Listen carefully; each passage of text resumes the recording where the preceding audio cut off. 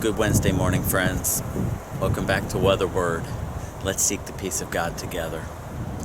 Looking at the weather for the rest of this week, the main feature is going to be a low in the southern U.S. transitioning towards the east coast. Other than that, the pattern as a whole will be fronts moderate in strength, continuing to move across the country over the coming days and week, keeping things fairly cool for this time of year, especially in the south. But overall, nothing too unsettled like we saw last week. Now, looking at the map today, you see the main feature is that low down in Texas. And actually today, in that area of Texas, around Houston, maybe a little north and west of Houston, maybe off to the east as the evening goes on, but only in that local area, there actually is a chance for some stronger storms, maybe even a little organization. Could be one of the more organized tornado threats for that area for this time of year, or for any time of the year. That area isn't so prone to seeing severe weather because it's so far south. You see occasional hurricanes, but severe thunderstorms, tornadoes aren't quite as common down that far south. And so today, there are some question marks. We'll see if it can get hot enough in the area to really get the unstable air going. And we'll watch to see if the winds at the very lowest levels will really be twisting. In other words, they'll be coming in out of some kind of easterly direction, southeast, southeast. If they manage to do that near the front where the storms are brewing, could be quite a lot of rotation in that area. And so people in that area will want to watch out. It's one of the days you watch out for. But most of the country pretty calm, and that threat will be for just a few hours. I think it'll be late evening, late evening hours, and kind of weaken as the night goes on, as temperatures drop, and a lot of it pushes off the Gulf Coast, the strongest area of threat. Other than that, you see a little system in the Pacific Northwest. That's kind of the regular theme up there right now. And it really doesn't make a lot of progress. As you'll see going into tonight, all those high pressures over the Intermountain West, Utah and such, are just kind of blocking this systems from sweeping down from the northwest across the country real strongly. And yet enough of the cool air is pushing and filtering down into the central U.S. that it's keeping things moderate. It's not heating. They're not seeing a big heat up. It's a little warmer than average over the northern plains, but nothing too crazy. The other thing you see is that low is now pushed into Louisiana. Not looking at a lot of issues tonight, I don't think. It's just going to be a quick round of storms maybe for a few people along the front, but nothing too crazy. And as we go towards tomorrow, that low continues to push onto the east. You'll see it moving into Alabama, Georgia as the day goes on tomorrow. I don't think the severe threat's quite as strong tomorrow either, maybe right along the Gulf Coast, but it doesn't look as organized to me as it does today.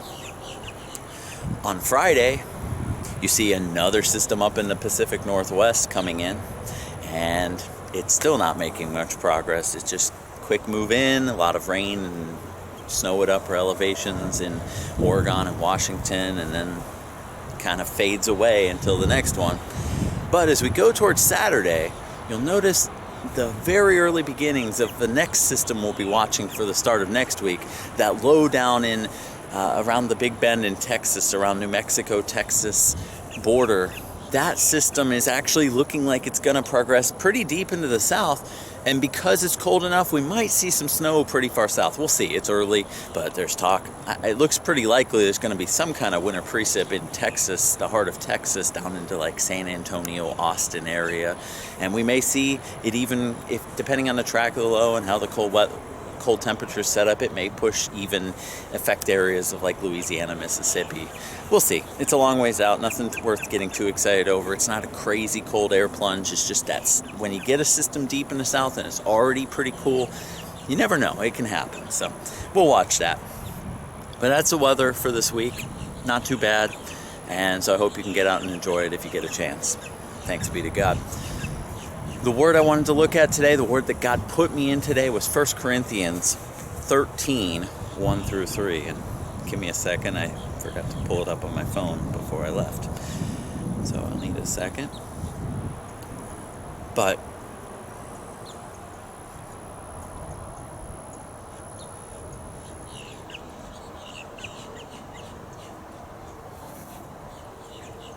still working these bugs out. Got to get down to an order and a pattern of doing things.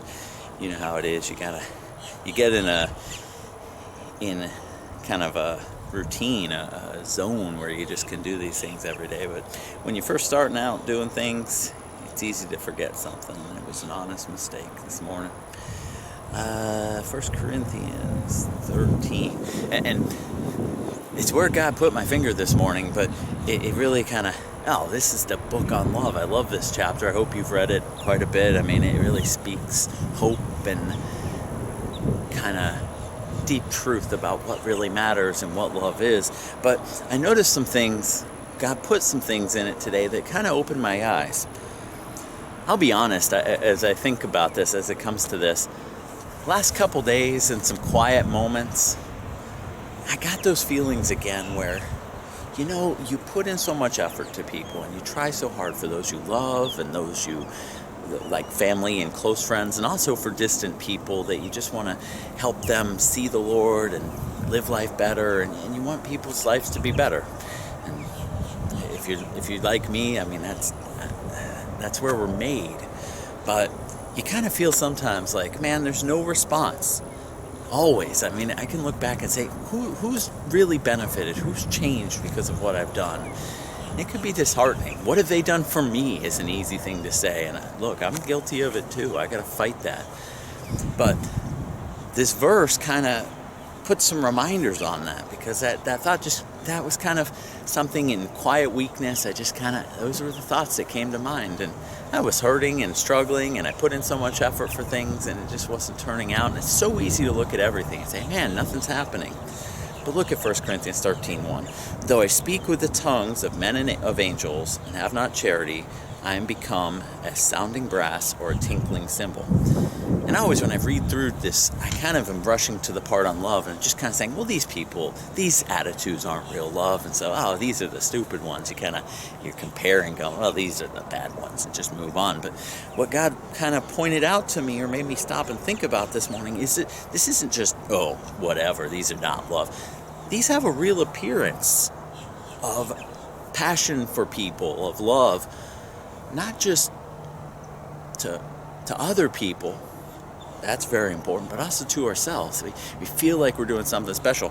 I always read through verse 1 and saw sounding brass and tinkling cymbal and just imagined, it's just an ugly sound. But God reminded me this morning, look, those are musical instruments. I mean, don't overlook that. Brass, that's like if I remember music class right, that's like your trombones and your trumpets and your tubas and your deep, strong, powerful sounds of music. And then your cymbal, that's like the kind of the clang, the I almost picture like a triangle, the ding, because it says tinkling, but those are kind of the percussion-y sounds. And so you got a lot of different things that make music. And when I looked up what those two words meant, tinkling and sounding, I realized they're used for kind of positive sounds, or they can be. I always picture just sounding brass. Sounds bad. And maybe you're reading a newer version that kind of makes those verses clear. I'm reading King James. I kind of like to read King James because there is places where it's been retranslated to make it sound better as we've gone on into the New King James and NIV, and so sometimes you lose the meaning of things. And I'm not beating those up. A lot of times I use NIV or some of those others, but there is a care that you got to not lose what the word's saying. It's not the original word, King James. Originally it's in Greek and Hebrew and Latin. So, but I do try to read into these things, and I feel like a lot of times the words speak stronger. So those two words, I think it's tinkling. I'm looking at first. I might have them backwards. It doesn't really matter. But where else is it used? It's used. Sounding. It's used as to utter a joyful sound, or it was repeated frequently as a cry, as soldiers. It was alala, as soldiers used to do on entering into battle, to ring loudly. Yeah, there's some lamenting. There's some negative sounds in there too, but it's still a musical melodious sound, sort of. It's not just like a loud clattering of ugly sounds. This is brass. It makes music. And then tinkling. It's used, maybe I have these backwards, maybe this is the sounding, but it's that word. Yeah, this is sounding, actually. So the other one was tinkling. But the second one, it's used in Luke 21 to talk about the roaring of the seas. I don't know about you, but I love the sound of the sea. Being at the beach the other day, and I saw somebody, Krista, I think it was, say about how she loves the ocean. I can't blame you. It's one of my favorite places.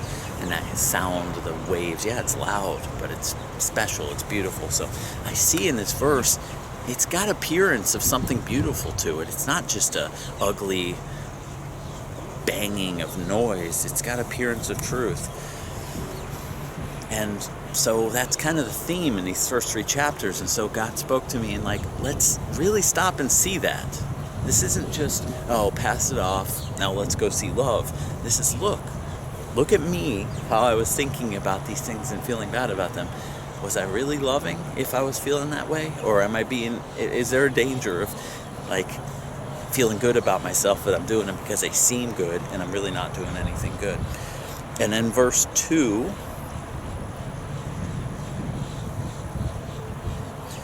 and though I have the gift of prophecy and understand all mysteries and all knowledge, and though I have all faith so that I could remove mountains and have not charity, I am nothing. Verse 3, and though I bestow all my goods to feed the poor, and though I give my body to be burned and have not charity, it profits me nothing. That's interesting. That's really cool. It goes back to what I was saying on Monday about faith without works is dead. You see in verse 2, it talks about, though I have all these knowledges and understandings, and though I could remove mountains, I have faith. Maybe he even does remove mountains. It's not actions of real love, then you're nothing.